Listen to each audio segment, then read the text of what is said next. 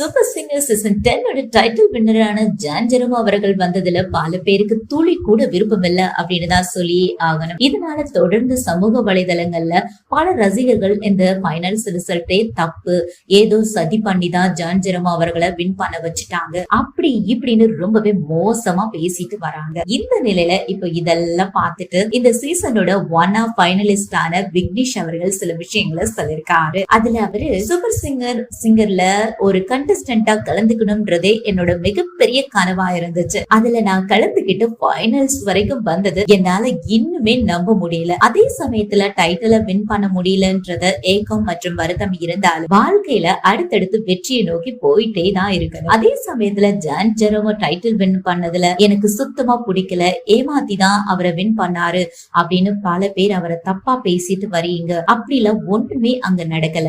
இன்னும் சொல்ல போனா அவரு ரொம்பவே நல்லா பாடினாரு. அவரு டைட்டில் வின் பண்ணதுல அவரை விட எனக்கு ரொம்ப ஹாப்பி. ஏன்னா அவரை நான் என்னோட தம்பி மாதிரி தான் பாத்துட்டு வரேன். அதனால எனக்கு அவர் வின் பண்ணதுல எந்த சோகமும் இல்ல. இது அவரோட திறமைக்கு கிடைச்ச வெற்றி.